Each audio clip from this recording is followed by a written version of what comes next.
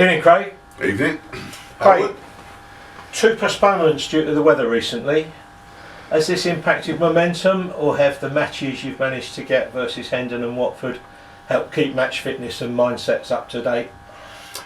Yeah, I mean, there've been 2 different type of games. I mean, to be fair, the Hendon game we primarily used to give people minutes and look at players coming in, whereas the Watford game was more of a first team game. You know, with obviously a few notable exceptions who you know, because of the late call on it, couldn't make it. Yeah. But yeah, you know, they've been in different ways. They've been very useful. As it broke up momentum a little bit, perhaps the league. But bearing in mind we lost our last league game, I think sometimes it's not necessarily a bad thing. And since then we had the cup win, you know, which was important. So yeah, I think it's not been too bad. Yeah, going back to last night, it was an entertaining match at Watford's training ground. Some good passing moves in all areas of the pitch. Were you pleased with what you saw? I thought for 70 minutes here, I thought it was fabulous. I thought we played some unbelievable stuff. Really good game. Like I say, he phoned me home the night before. I think around about 8 o'clock it must have been. You know, I'll see your games off. Fancy a game tomorrow night? And us like in a friendly. Yeah. Said, yeah, no problem. And I texted him back about 5 minutes later. I said, my goalkeeper's okay, so we'll be there. But yeah, no, it was. I was so pleased with how we played, like the 70 minutes, and like I say, the boys coming in. Got with the changes, as often happens. The last 20 minutes was very scrappy, and I was really the 2 goals I was very disappointed with. They got at the end. It's a friendly, it don't matter, but I don't like getting beat. That's fair enough.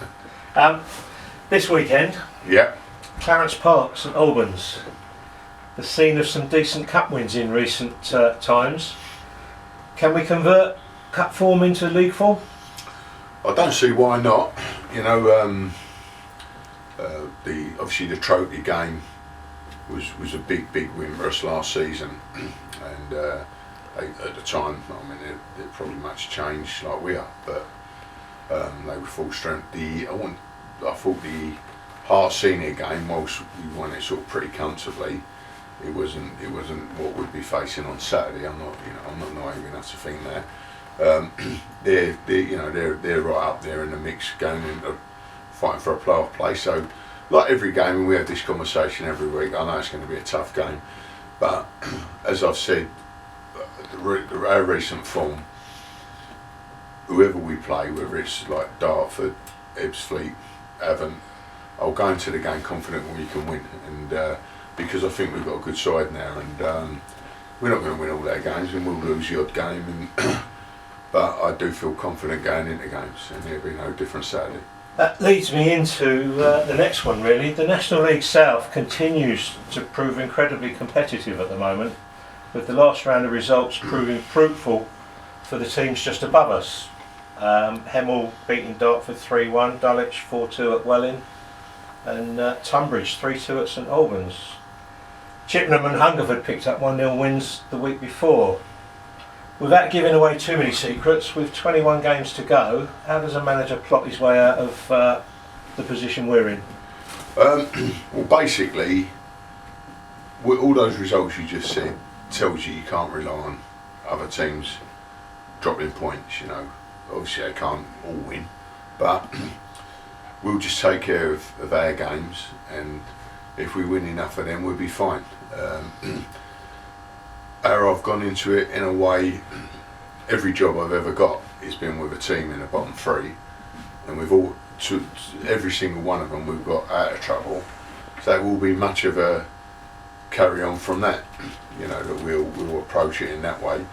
I think the advantage we've got here over the other teams is we've been in the bottom 4 virtually all season. If you walked into our bar, if you walked into the dressing room, if you walked on the terraces for sure, you would not believe it. You think you're in a top 5 team. You know, it's a great atmosphere over here.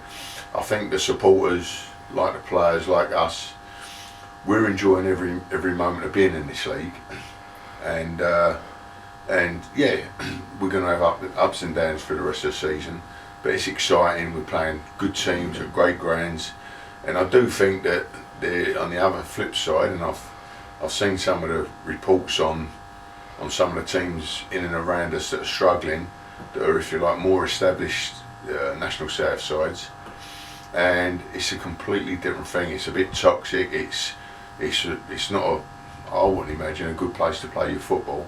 So I'm hoping that that'll have a bearing on what we do. Certainly, we're enjoying it on this side of the camera. So keep it up, Craig. Thank you very much. Lastly, I guess for everybody, is there any squad news, any additions, any comings goings that we can share? Yeah, we've made two, I think, very, very good signings. Just before this interview, Ibrahim Bakari, centre half, who played against Hendon and I thought he was exceptional last night against Watford. I think he'll be a very, very good addition. And Carlos Lyon, who has come down from Scotland, who's been playing professional up there for the last 6-7 years. I had him with me at Billericay and we sold him to Southend. He was a prolific youngster then, striker, pacey, strong, and I'm delighted to have him on board, and I think it'll make us a stronger squad. We've also, we're currently negotiating a player going out and another one coming in. Both tremendous players, tremendous lads, but I'm hoping to have that concluded by Tuesday, and then we can release the details on that. But really pleased with the additions. Look forward to seeing him on the field. Yeah, me too. Craig, thanks for your time. Thanks, Howard. Thanks, Alex. Have a good session. Cheers.